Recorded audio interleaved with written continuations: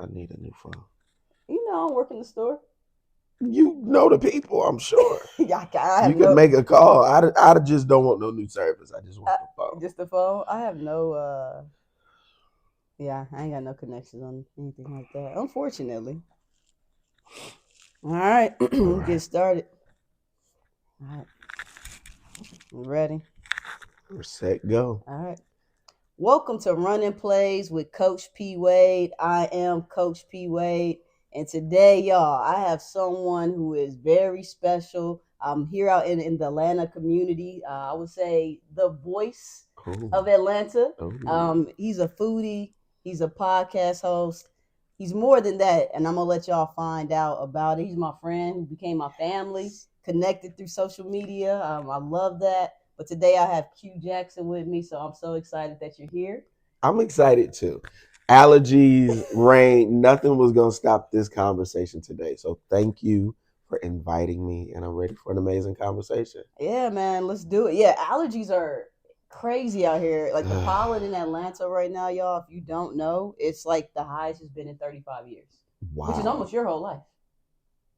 Well, I'm only nah, yeah, for real though. Like Oh, this man. is crazy. Yeah, it's crazy times. And I got some water for you. I figure since we're podcast content creators, we might as well try to go viral. Let's So do it. let's get some water. What we need, a bowl and some We need ice. some ice. I want to see. You know what? I haven't tried it yet. Ooh, okay. Let's twist it back. Gotta looks. Yeah, a little sparkling. Let's see what this is all about. Maybe we take a sip, we go viral. Hey, it's a little strong. Okay, Tastes like Sprite with no flavor. that's exactly what it tastes like. Okay, all I right. don't like bubbles in my water. However, Saratoga, if you'd like to sponsor anything that we're doing, give us a call. Give us a Area call. code. We're gonna put the number down We're there. gonna put the number down here, man. So, like I was saying, he's a host of a podcast, an amazing podcast, and you've interviewed Thank you. some big time individuals. But we're gonna talk about it. BLK Talk. Yes. Talk to us about it. Like, how long have you been doing it? What's the vision for it, and like, what are you planning on doing, like 2025 and beyond with it? So years ago, I discovered that I liked sharing stories. Or I liked hearing people tell their stories. Okay.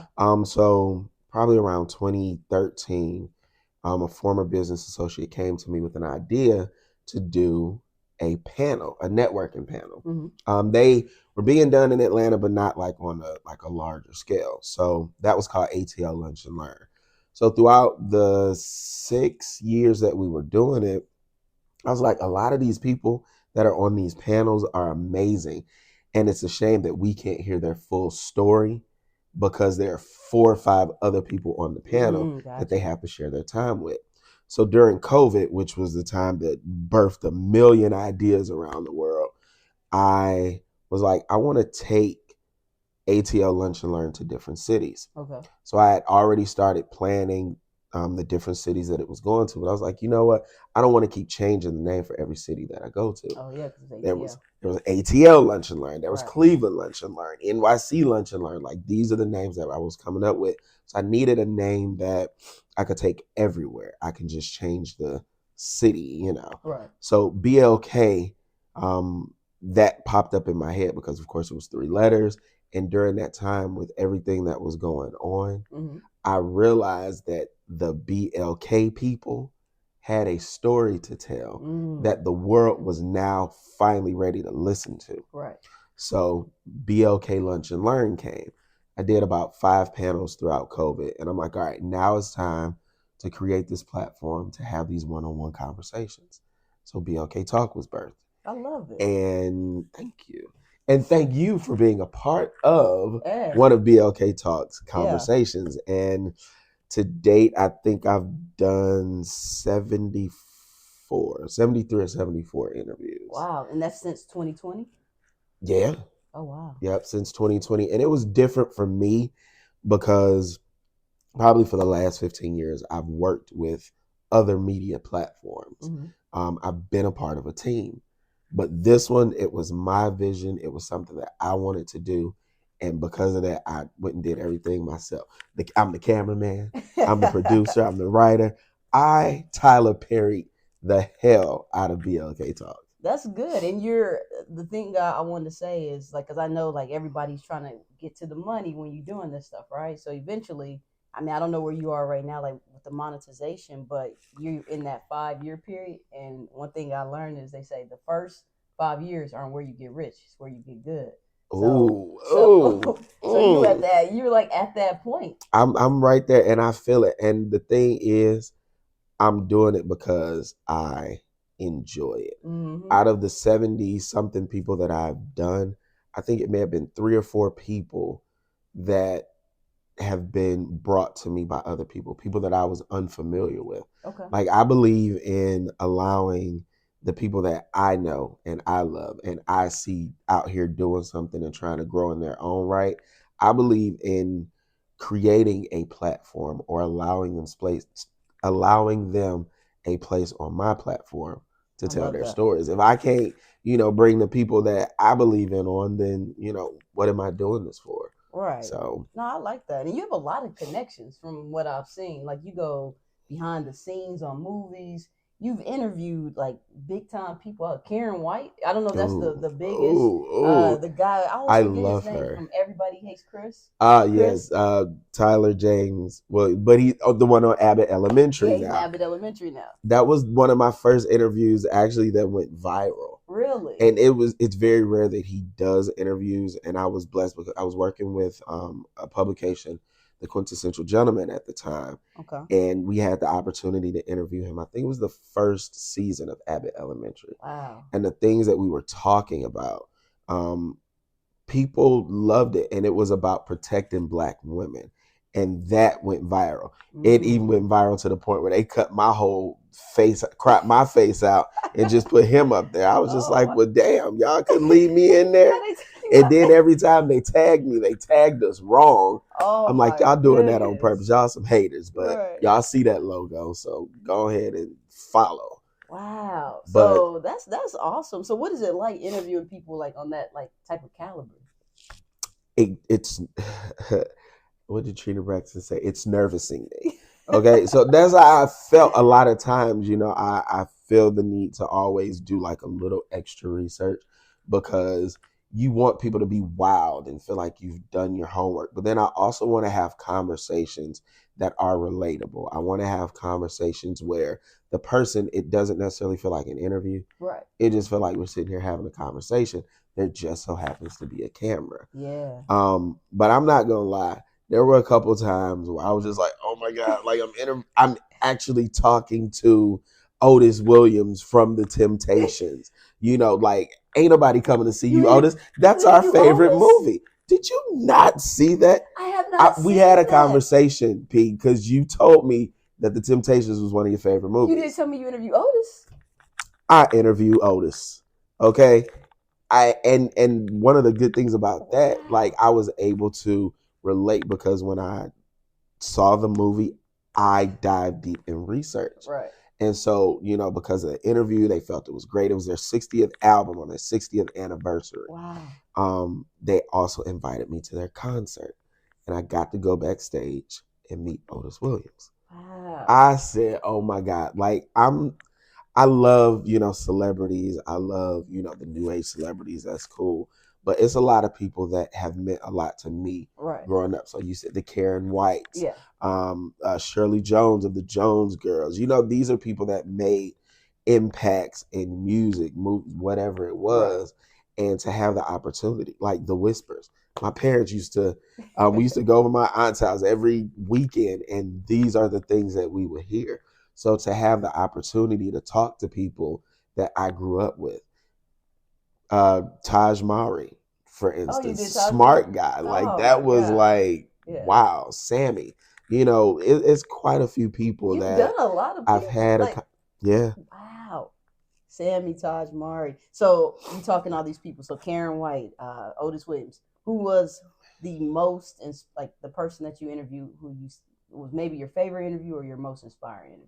Oh, now that one's tough because I feel like I can take something away from everybody. A lot of these older artists, um, the fact that they are at the age that they are and they're still in the game. Right. You know, that right there, just even having the opportunity to turn the camera on and see their face on the other side, that's inspiring in itself. Right. Because this man is 80 something years old and he's still traveling country to country to country, you know, dancing on stage like he did 60 years ago. Man. So just having the opportunity to talk to these people, to see the things that they've gone through. It's not one in particular conversation that inspires me the most. The fact that they see me enough to say yes right to the conversation is inspiring for me. Yeah, but you have a gravitating like personality.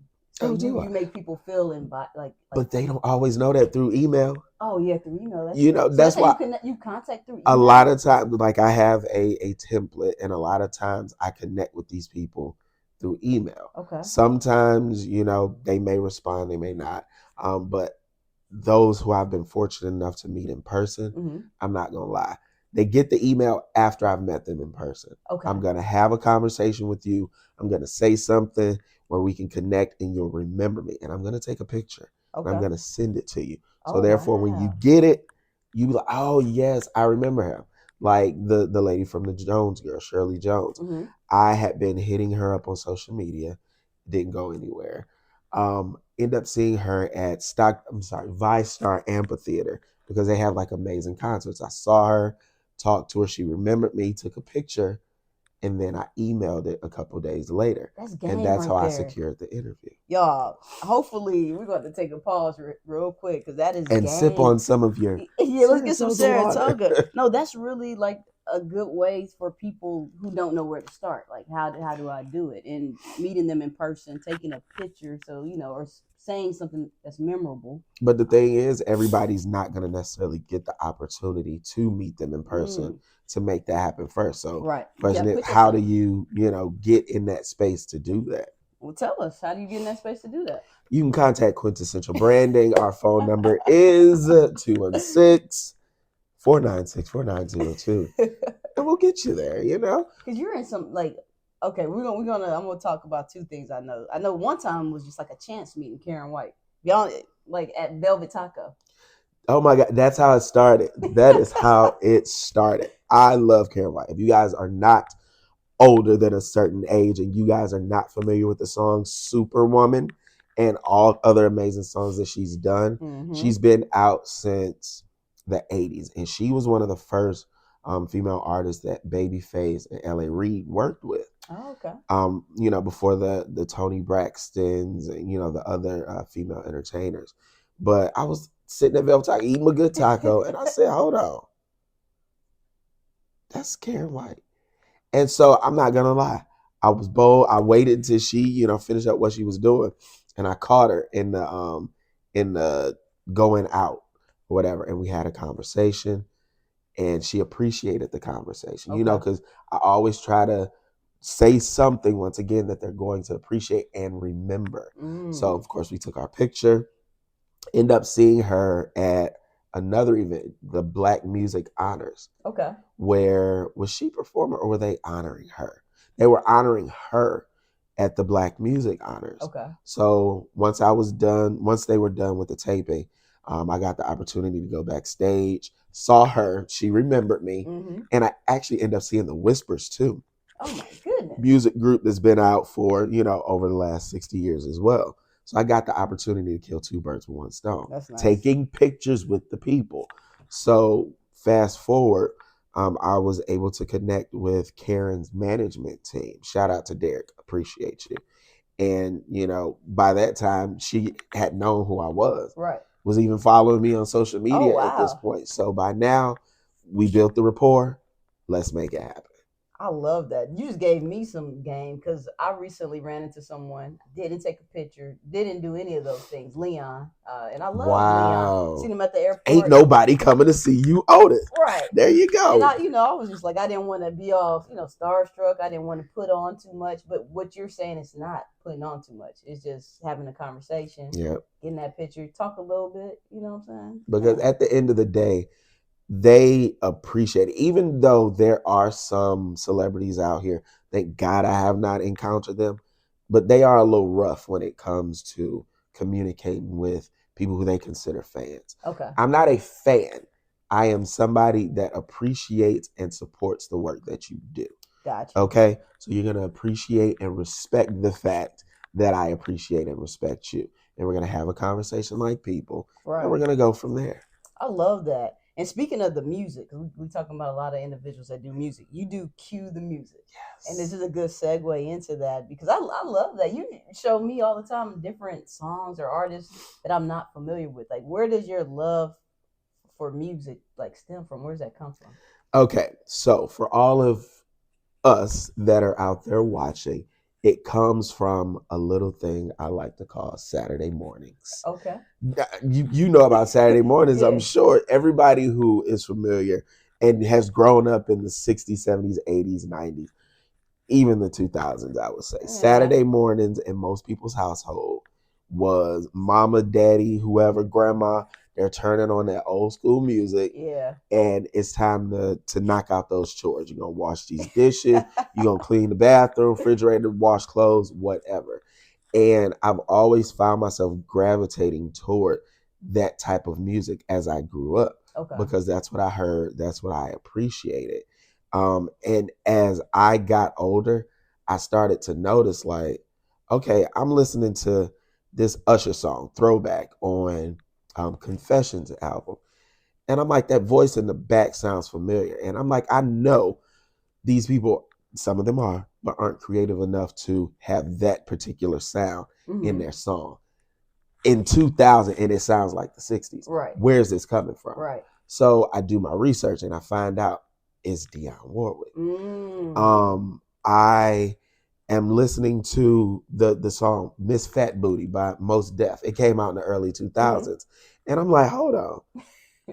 I'm hearing something that I am familiar, a voice I'm familiar with. Right. Go do my research. Find out it's a song Aretha Franklin came out with wow. however many years ago. So I was sitting there having a conversation with my cousin about just stuff like that. And I'm like, I want to do something. I feel like people need to know about the music that they're listening to. Right. You know, it's not that, you know, we're saying that people aren't doing whatever they're doing, but just honoring the people whose music they have not stolen, but shared with the world in a different way. Right. It's like it's a sample. Yeah. In a sense. Right? Yeah. Yeah. You're sampling the music, but I want to know where it came from. Right. So it's given me the opportunity to learn more about music. And one thing I've learned, Dionne Warwick is literally the blueprint of a lot. Like she was one of the her Nancy Wilson around that 60s time frame. They were first like pop stars, the first like ladies that were out there on like that international level, and their songs, Dionne Warwick, has been sampled and redone over and over again. Wow. Aretha Franklin, you know, redid I Say a Little Prayer. Luther Vandross. If I was Luther, I would have did the same thing. He remade The House Is Not a Home, Anyone Who Had a Heart. Like there are a lot of songs that Dionne Warwick came out with in the 60s that Luther redid in the 80s. Did people know that? I mean, if you were around, I'm pretty sure you did. Yeah. But there was a song that Luther wrote for, I don't know why it's slipping my mind right now. Was it So Amazing? I think it was So Amazing. Okay. As a matter of fact, that he wrote for Dionne Warwick. And he loved it so much that he redid it. Oh, wow. Anita Baker, you know, No One in the World. Like, everybody loves that song by Anita Baker. Well, Dionne Warwick did it first. So there's a lot that she put out there that a lot of people, you know, brought back and brought life to. But me, I'm going to want to listen to the original. Okay. And that's one of the people that I want to interview. She has been on my radar for years. And every time she's come to Atlanta, I've had the opportunity to meet her. I was always gone. Oh my goodness. But Lord, if you're listening. That would be amazing if you can get her. See, I'm not familiar with it in that sense, so I'm going to have to go do some research. And a lot of times, I need to get better at this. When I hear music come back, that people are sampling. Maybe I don't like the way it's getting done in today's music. Yeah. I'm like, y'all should have left that alone. Do you ever feel like that? Oh, absolutely. Okay. What was I listening to the other day? Fantasy by Earth, Wind, and Fire. Now, I once again like to do my little research and see like who sampled it, and I think there was a group called Black Box or something like that, featuring Martha Wash of the Weather Girl. It's Raining Man. Okay. They redid the song. Although Martha's vocals were good, the remake that they did, it sound real. I'm like, y'all should have left this alone. Because Fantasy is classic. It is. Like, and nobody can recreate, because they gave an experience. Earth, Wind, and Fire was an experience. And if you're going to redo their songs, you need to have an experience prepared for the people that's going to listen to it. The only experience on that song was Martha Wash's powerful vocals. Other than that other shit, y'all could have left that alone. They should have left it alone. Man, I love that. And I love like how just your love, like how you cleaning on Saturday mornings brought you to this. Yeah. But yeah, you're Cue the Music. If y'all haven't seen it, check it out. Cue the Music. And yes, and what I'm doing now, I've transitioned into conversation, like making it not an interview, but an opportunity for friends of mine to come on and we have conversations about music, because a lot of people I know have knowledge and they have views and opinions about music, and it's like, come on, let's talk about it. Yeah, I seen the one recently. Y'all were talking about the girl from Escape and in Vogue, Vogue, and Roberta Flack. Y'all going in on a couple things. Yeah. But no, I like that kind of conversation, because then y'all kept bouncing off of each other and it kept going. Yes. So I like that. So when you're ready for your conversation on Cue the Music, let me know. All right, I love it. And then the last thing that you're doing, I don't know if it's the last, but you also are a foodie. Yes, Quinn Hunger Strikes. Quinn Hunger Strikes. I love it. Everything is a play off of my name. Oh, Quinte, quintessential, Quinn Hunger Strikes. Cue the Music, except for BLK Talk, Yeah. But no, it works. So Quinn Hunger Strikes. You going out here to all these Atlanta restaurants. I feel like you about to be the next, what's his name, Keith Lee? Yeah, so the thing is, I go out and I try it and I, put it out there, but I don't necessarily review it how he does. Okay. Him and, not consciously, I can't think of Mr. Chime Time. Okay. The other guy, like they review. Okay. I go out and I create an experience, because, all restaurants, whether they have food that appeals to you or not, they have something that everybody will love. So my goal is to go out and share the experience, because now in Atlanta, because there are 5 million restaurants, and every time an apartment building pops up, there are 2 more restaurants that are popping up. Yeah, that's so true. You can imagine how many restaurants are coming now, but every restaurant has to have some sort of gimmick, a niche, something that's going to draw the people in. Right. So it's my goal to take that, create the experience on social media so you can see it, you're interested in it, and I'm pretty sure you'll go find something at that restaurant that you like. Okay, that makes sense. So out of all the things that you're doing right now, what's the one that you're like most passionate about, or the one that you would prefer to take off the most? Like, you got it. So what am I most passionate about? Waking up in the morning and having the opportunity to choose which one I feel like doing that day. I love that. So, I mean, it just came from me. Thank you, Lord. Okay.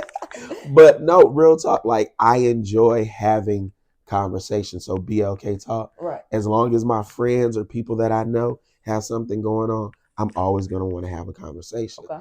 There's always food out here and I got to eat. So I'm always going to want to do BLK Talk. Quinn Hunger Strikes. Right. There's always music that I'm listening to. And thank God for like Apple Music. They create a playlist for me every week based off the music that I've listened to. I love that. Some of it is new. Yeah. But some of it is stuff that I've heard and I forgot about it. Yeah. So I'm always going to want to do Cue the Music.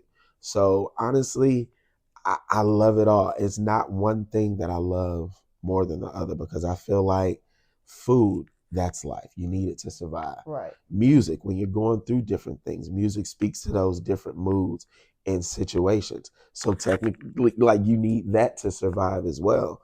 And people who are out here building brands, they need people that believe in them. They need people who have a platform, whether it's 50 people that are listening or 5 million people that are listening. They need those people. They need that space created where people can hear them. So I love it all. You love it all. Okay. How do you stay like in this? I mean, you've been doing, the podcast for 5 years. You've been doing this stuff for a while. How do you stay consistent and being able to like be so creative with it at all times? Because once again, I love it. So when it does not feel like a task or work, then you get up and you look forward to it in a joyous way. Okay. And then the thing is, if I wake up and I'm not feeling it, then I have the right to say, hey, not today. Right. But a lot of that stuff puts me in a great mood because I schedule things out in advance. And I love having something to look forward to. Right. So knowing that in 5 days I'm coming on and I'm having a conversation with people, like, I look forward to that. Unfortunately, I had to cancel that first time because it was at the beginning of allergies and I was feeling like hell. No, I was too that day, so I get it. Man, one thing I love about you is like how you love community. You love helping people. You love bringing all your people together. And it's like you want to see, like how you say, you want the people you believe in to come on and talk and whatnot, like how you brought me on. And that just makes me think about Brothers on Business. Talk to us about that and why you created that, because I think it's amazing. I haven't seen a lot about it recently, so I want to know where it's at, but Brothers on Business. So let me tell you, when I get an idea, I always have to write it down because I may not touch it at the moment, but eventually I feel like I'll come back to it. That's how I'm at the place now where I have all these different brands. Everything. A friend of mine said one day, everything I love, I sell. She had candles. She has a magazine now. She has wine. She had like all kinds of stuff she loved to do. She was putting out there. Smart. And that's where I feel like I am. Creating spaces for other people to see themselves in the light that they need to see it. So Brothers on Business started as Brothers in Business. Okay. And it was a way for a few friends and I to get together and have conversations about entrepreneurship. Right. A lot of us don't come from backgrounds where we have parents or grandparents or, whatever that were entrepreneurs. I did, but I didn't necessarily get to have the conversations with them about entrepreneurship. So when I was doing my thing, there were things that I had questions about, but this friend had an answer. And then this friend had a question, but that friend had the answer. Right. So I said, all right, let's get together and we all have questions. Let's create a space where us as Black men can come together and not feel judged. Because a lot of times if you have a question or you don't have the answer, right, people have been made to feel some kind of way yep, by not having the answer because you're supposed to know it. You're supposed to figure it out. You could be, the most elite person in your field, but there are still questions that you have. Yep. It's natural because that's evolution. So we created a space. I love to cook. So I brought everybody together over a little food. You put your questions in a bowl and we're going around and we're asking the questions and everybody who has the knowledge is getting the chance to answer it. Right. So I realized like it was something that we would pop up and do maybe once or twice a year. But 5 years later, it's like, all right, is this all we're going to do? Right. So I was having a conversation with another fellow brothers in business. And he was like, so Q, what is the end goal? And I was like, we going to keep having these brunches. Yeah. But I'm like, no, we're not. So it made me think. And turning it into an organization that not only the people that are in my circle can benefit from, but the people that are 5 states away, the little 18-year-old boy who has an amazing idea, but he may need, a little bit of assistance. He may need a little bit of financial support. Right. The overall goal is to create a network of support. I love a it. network of resource, Yeah. a network of brotherhood, and a network that is safe, where you don't feel judged. Yeah. And, we know that being an entrepreneur is a 24/7 gig, It is. and it takes a toll on you. Yeah. I worked for myself with Quintessential Branding, another one of my brands, helping other people build their brands. Yeah. So at one point, I had 7 clients. It's just me. I don't have a team. Yeah.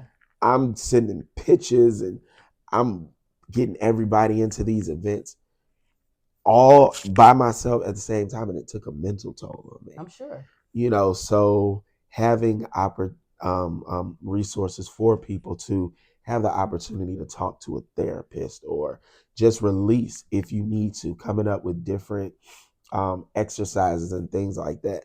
Like that's the overall goal. So I had a brunch. I said it was going to be the final brunch in my home because now we're going to scale and we're going to grow. Okay. But just continue to create that space on a larger scale where other people can benefit from what we have created, and we can get those answers and those resources and just feel okay knowing that even though we don't know everything, we got people out there that's going to look out for us. Yeah, you got people. And I think that's good, especially like in the Black community coming up, young Black boys. A lot of times they don't get that. So then they become men who are afraid to ask those questions. So, like you said, it being a safe space, it being a support system, I think it's smart. And I think it allows like people to be great in their strength, not feel small in their weakness, but be able to grab it from somebody else. And it goes to one of my favorite African proverbs: if you want to go fast, go alone, but if you want to go far,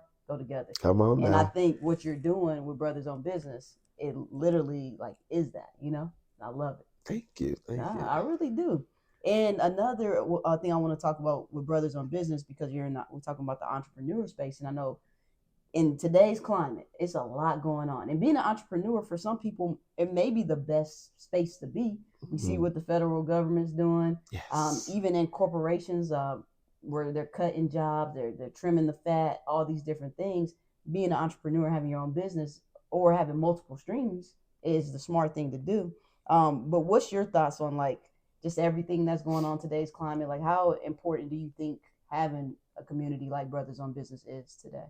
So with everything that is going on in the current presidency in the world, every day we wake up and there is something new that is going on that is affecting us, but affecting other people around us.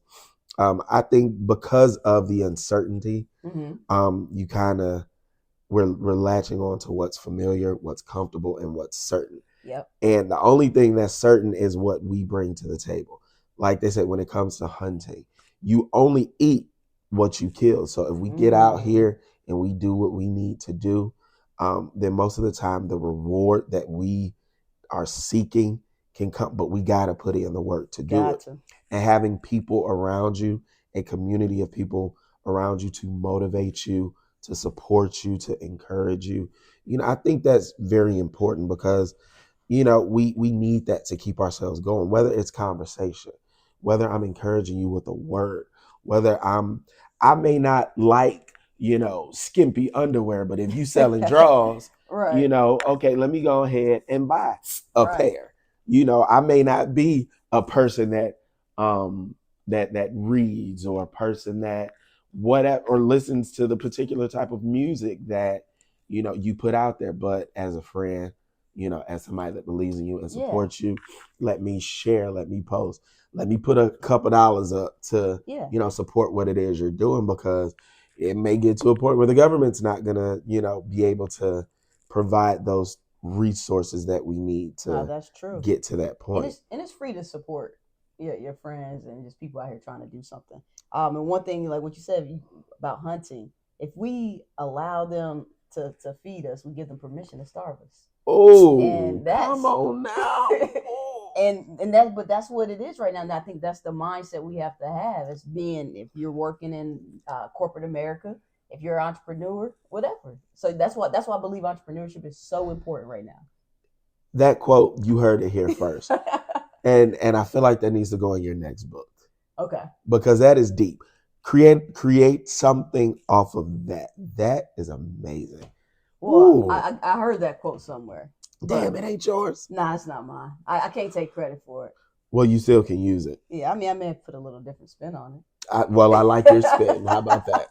Yeah, but I mean, when I heard, I mean, it may have been something similar to that, but I love that. If you allow them to feed you, you give them permission to starve you. Yep. And that's what I think, what you're doing, what I do, like teaching and helping people is so important. Yeah. It's so important right now. Yeah, I agree. I agree. We, as a community, we all have a responsibility to each other. A lot of people are in that gatekeeping mindset where when they get information, when they get resources, they want to keep it to themselves. But Right. the only way that we grow, I grow, you grow, is for us to share it with each other when it comes to events, when it comes to contacts and things like that. Some of my friends and I have had the exact same people on our platforms, interview platforms. Right. But each conversation is different. Right. Because the person that is asking the questions is different from the next person, and the way that it's being delivered based off of the interaction with the person you're talking to is different. So, we got to do better out here. There's room for us all out here. It is, and that's the thing people have to understand. It's not a competition. You know what I'm saying? Like we do similar things. We're not in competition, right? Yep. So it's a community, and everybody can eat. And I think that's a mindset that our community, Black people, I don't know. I mean, I know where it stems from, but we have to move past that and move forward. Oh yeah. So I was about to say I don't know. I know. Yeah, we know. We know exactly where it stems from. Speaking of sharing, well, let's talk about you. Hey, we did that enough for today. We're gonna switch. We talking about a lot of business. We talking about all the things you're doing. You sound like a busy individual, but sharing you with someone else. That's what I want to transition into that. Let's just say this. The reason why I do all the things that I do is because there is currently nobody to share any of that with. Okay. So let's get into it. How is dating in Atlanta? Dating in Atlanta is pissy. Okay. It is not as easy as one would think. Okay. A lot of the people that I have encountered, you deal with a lot of superficiality on things. And I ain't thin and trim. I ain't walking around with a 6-pack. I like to eat. I might have a little dad bod going on. A lot of people cute, though, a lot of people don't necessarily like that. Then they're not for you. Well, it's quite a few of them out there. Okay. And I don't know. I think I'm different than a lot of people. I give super old school vibes. Like my friends, they either call me Nana or like I have a friend who calls me Unc. Because I'm like old school. Grandma's house, you go over grandma's house, you're going to eat. Okay. You're going to feel comfortable enough to go to sleep. You're going to feel like there's peace in this house. There's comfort when you go. When it comes to Unc or it comes to Pops or whatever it is they choose to call, I'm going to help you with your car, or, we're going to be outside in the yard. There are things that I've learned from my mother, my father, my grandmother, my grandfather that I've taken into my adulthood. And I like old people. I like old Black people. I love them and the things that they brought to our community. I appreciate it. And in carrying on legacy, like with Cue the Music, there's some things that they do and say and certain actions that I'm going to keep going with. Okay. That's why I want to have a kid, so my kid can be old like me. So you saying you want somebody old? I said my kid. I don't. Do you want somebody older?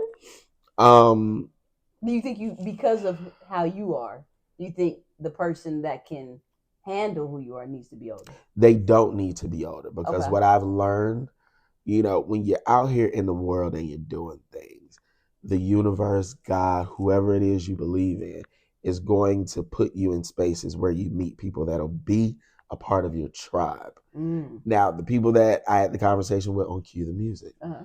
the other Q, Jay, Carlos, we are all 30-something-year-old men, but we all come from a place where we had present grandparents in our lives Okay. and parents, and the things that we learned from them, like we're kind of regurgitating them now. So we sit around and we're like a bunch of old people, talking about, why are we talking about the feud that Aretha Franklin and Dionne Warwick had back in the 60s? We weren't even thought of back then. So why are we talking about this? But this is the type of stuff that interests me. Yeah. And to have the opportunity to be blessed with people that understand that and appreciate that and can throw a fact at you that you didn't even know. Yeah, that's cool. I appreciate stuff like that. Like, it was probably a couple years ago when I found out Otis Williams and Patti LaBelle were engaged for years. What? They were engaged for like Never 2 knew years. I never knew it either. And I'm like, I know everything on, people. That's what I felt. And, to find that out, I'm like, oh yeah, you told me that. You're a good person. I'm going to keep you in my life. Okay. That's what's up. So, single, not looking to settle down. I am single. I would love to be in a deeply committed partnership, because I have a lot going on. And the people that I've dated in the past, they've always been very supportive of what I was doing. Right. And, that felt good to have that support and have people that was proud of you. But one thing I want in my next and hopefully lasting relationship, I want somebody that I can be proud of as well. I want somebody that I can support. Yeah. Just like I've had people to do that for me, I want to be in a relationship where we both got something going on. And, even if it's not in the space of entertainment or lifestyle or, food blogging or whatever, if you, have a job 9 to 5 and you running the hell out of your department, I want to be proud of you for that. When you get that award for being, the top whatever at your job, excuse me, oh Lord, Saratoga. I want to be there supporting you at this award ceremony, amongst all of your coworkers. Yeah, I love that. I want somebody that is understanding, somebody that's goal oriented, somebody who has a personality. Because when I'm ready to go and I'm ready to laugh and I'm ready to crack a joke, I want a person that understands that. I want to be in a room of hundreds of people and I see something and I'm looking at it, but I know that the person that I'm connected with sees that same thing. Right. We don't have to say anything. We look at each other. We know exactly what each other is thinking because we've just seen the same thing and we're thinking about it in the same way. Right. Like, that's the type of stuff I want. Like, connection. Real connection. Do you think it's realistic? Absolutely. Okay. I watched it today. Okay. I watched stuff like that today. When we were preparing for this conversation, you sat there and said, all right, she's going to do this, this, and this before she walks out that door.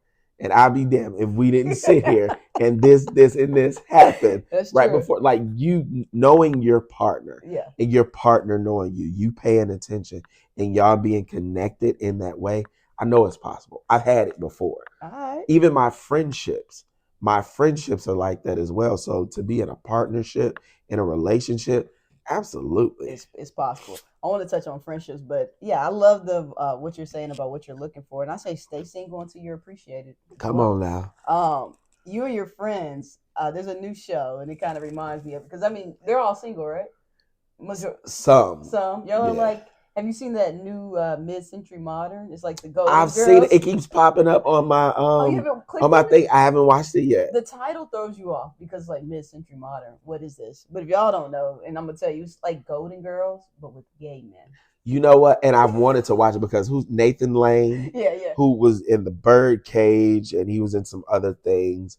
Was it Matt Brown or something like that? Yeah. I remember him from American Horror Story. Yeah, and I think and the Modern Family. Was it Modern Family that Nathan Lane is in? I think he played Pepper. Pepper. But then the black guy, I looked at his face. I said, "Oh my God, I remember him." If you guys ever watched Holiday Heart. I can't remember the guy's he's in it? name, but he was Holiday's friend, Blue. Okay. And this was 20 years ago. So of course he's grown up and he's Yeah. older now. But I'm like, I would love to check that show out. So I might go watch it today. You gotta watch it. It's it's the funniest show out. Mid-century modern. Yeah, the name threw me off. I was like, do I want to watch it? But it's literally Golden Girls. So it's literally golden. Mid-century. Come on now. Yeah. Who came? Ryan Murphy. He's the there you go. I just said Matt Brommer. Brommer, whatever. Yeah. American Horror Story. Yeah. So Ryan Murphy. It makes sense. Yes, he's involved. So it's good. But you and your friends, y'all kind of being the old school. Yeah. Oh yeah. Oh yeah. I love it. Oh man, I love it. So you're doing so many great things. I'm excited just to watch your journey. I'm excited to be a part of your journey and to be right here. What's a piece of advice that you can leave everyone with, like doing all of these things, being an entrepreneur, eventually not necessarily looking or seeking a partner, but wanting to find love. Like, what's one piece of advice or just a piece of game you can give people that you've learned on your journey? One of the toughest lessons that I've learned was appreciation of self, appreciation for the things that I like, I love, I care about, because people will make you feel bad about your decisions or your choices or the things that you like. That's true. And a lot of us, we get to the place where we're seeking validation from other people. So the person who we are, we customize it to the person they are. And we're not being authentic and genuine with ourselves about who we are because we're trying to appeal to other people. Right. So that's one of the other things. And to date, I'm still getting to a place where I am fully appreciating. I appreciate me more than I have in the past. But it's a constant journey. Acknowledgement and accountability. That was another tough lesson that I had to learn, but it's a lesson that I'm appreciative of. Okay. Because, like, say for instance, you and I have gotten into an argument and you come tell me, hey, Q, you did this, and because of that, it made me feel this kind of way. The person that I was, I'm listening to you talk to me, but I'm not hearing what you're saying. Mm-hmm. I'm listening to you tell me how bad of a person I am. And because of that, my guard is up. I'm getting defensive. I'm ready for you to stop talking so that I can tell you why what you just said is wrong. Right. Because that is not how I meant it. That is not accountability or acknowledgement. Not at all. So accountability and acknowledgement is, okay, I hear what you're saying. And I'm thinking in my head, although I did not mean it to be like that, I now hear that you said something that I did affected you in this way. Right. So let me acknowledge that I made you feel some type of way. Let me acknowledge that you are sitting in a space where an action of mine did this to you. How can I let you know that that was not my intention? Right. How can I grow from this to not make that same mistake the next time and be a better person? That's a different level of emotional intelligence. And it took a long time to get to. It took one of my closest friends now. We've been friends for over 15 years, I believe. Having a conversation. And I'm just like, I didn't do that. I didn't mean to do that. Right. But over time, like, we got into it tough, or we didn't talk for a couple months. And I'm just like, damn, was I really that bad? Yeah. Because the things people say, I'm like, am I a bad person? Right. But I'm listening, and the way that they're saying it, I took it completely wrong. Yeah. And when I reanalyzed it, we came back, we talked about it. That was one of the things that I told them I appreciate. Yeah. You taught me accountability. They helped you grow. And those are people that you need in your life. Yep. People that are around you that will hold you accountable. Yes. And it's good that you can take a step back, reflect. Yeah. A lot of people don't have that. Yeah. To be accountable, to acknowledge. Yeah. That's tough. And I've seen people who are in their 50s and 60s who don't take responsibility for the things that they do. Right. And it is so unfortunate because when you think of emotional maturity, age means absolutely nothing. Yeah, nothing at all. So getting to that place now, I feel like I'm in a good space. Yeah. And I feel like I'm going to be a great 40, 50, 60-year-old Yeah. if I can continue on this path. No, I agree. And I think when you're saying with age, when people can't take that ownership, they're really hurting people that they love. Like, but not by me not being able to own that I hurt you. Yeah. So there's parents that can't own that maybe they hurt their child. Yes. And for them not owning it, now we have adult people that are just out here hurt, and they're continuing to hurt people. It's a cycle. It is, and I'm thankful for the parents that I have. Yeah. They can be a lot sometimes, but I'm thankful that we're able to have conversations like that. Yeah. And I've actually, I was a little nervous because, they say respect your mother and your father. And I didn't come in a disrespectful way. Yeah. But, I just had to say one day, hey, mom, hey, dad, this happened, and, I don't appreciate blah, blah, blah, blah, blah. And the fact that they are receptive people. I love that for you. Hell, you retired now. You ain't got nothing to do but to be receptive. But, retired and receptive. Right. But I appreciate, it started with my parents. And if my parents can be those great type of people, then anybody else out here in the world you ain't got a chance. That's true. Okay. It's a choice. And there's tools. There's therapy. I think a lot of what you're saying comes from probably being in therapy. Oh, well, if you guys didn't know, I've gone to therapy for the last 6 years, but I didn't know that. You felt it. See, you connect because you've probably gone to therapy too. I believe people that have this level of emotional intelligence probably have gone to therapy. Absolutely, proudly. Yes. Okay, and it's a thing that it took me a minute to get to, but that accountability, that acknowledgement, those were things that I was having issues with. And I'm like, let me have a conversation with somebody who does not know me, who can provide me the tips, the tricks, to get to a better place. And therapy actually did help me grow. And I've encouraged friends to do the very same thing. A lot of people talk about the money that therapy costs.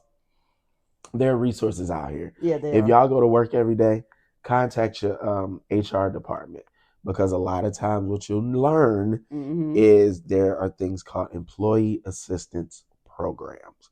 And the employee assistance programs will pay for those. Oh, that's like true. My job, I think it's 6 free sessions per topic. So if you want to talk about your mama, that's a topic. If you want to talk about your daddy, that's a topic. That's a topic. If you want to talk about your money, that's a topic. So there's no excuse to not, seek the resources that you need, whether it's therapy or whatever, in order for you to grow. I believe, like when people say the money thing, that's probably the most irritating response. Excuse. It's an excuse. And I'm like, you can buy Cowboy Carter tickets, but you don't have money for therapy. To me, that's a mental illness right there. Because truth be told, as much as those Cowboy Carter tickets cost, y'all could have got at least a good 6-month session in. And which one's going to help you more? Right. It's an investment. It's the best investment. I hope one day our, like, America, the country, we get to where it's like required, maybe in some type of way, like when you're in high school or whatever, before you go out into adulthood, you got to go through this. Yeah. At least get started in it. See, and the thing is, I agree with that, but I'm going to say this. I would say it wouldn't necessarily be the government's job. I feel like there are a lot of things at home that we need to pay attention to and we need to implement into our lives. Like the conversations that, I'm able to have now with my parents. Sometimes I wish these were conversations I was able to have when I was 14, 15, 16. Yeah. But, you're a child, you stay in a child's place type of stuff. But at the end of the day, I'm a child, but I'm a person. Yeah. And I'm a person that has emotions. I'm a person that has questions. So if I don't feel like there's a space safe enough for me to ask those or say those things, then I'm going to be an asshole of an adult who is out here terrorizing the world because I wasn't able to get, what I needed from home. So if we start at home, then we could be much better people. Nah, that's a word right there. So I love that. So we're gonna end on that. Appreciation, acknowledgement, accountability. If y'all ain't take anything away from Q today, I mean, he done taught us how to be a business person, a businessman, businesswoman, entrepreneur. He done taught us the game of how to get, big time individuals to be on your podcast. You done gave us a lot today. And I appreciate you for using your platform for great things. Today I am that great thing. But no, like to create a space. When I looked at the email, like she did the research, and I looked at all. I'm like, damn, I got to answer all these questions, but it just feels so natural. Yeah. And you've created a space where I feel comfortable enough to share these things, and I'm sitting here like hearing myself talk. I'm saying things that I was like, damn, I didn't even realize that I knew this about me. Like it's pulled crazy. That out of you. That's what I did. Thank you. Good job. Cheers. Man, therapy, Saratoga, And y'all, we're gonna wrap it up here. And I always forget on every episode, and I even forgot today. But if you aren't subscribed to me, please like, please share, please subscribe. I'm gonna get better at saying that at the top of the episode. But I appreciate you, Q, for sitting down with me. I know you're not feeling the best, but you're looking good. Thank you. And so are you. Hey, I appreciate them allergies got us, but we're here for you. We're here. All right, y'all. I'll catch y'all next week. We out. All right. Cut.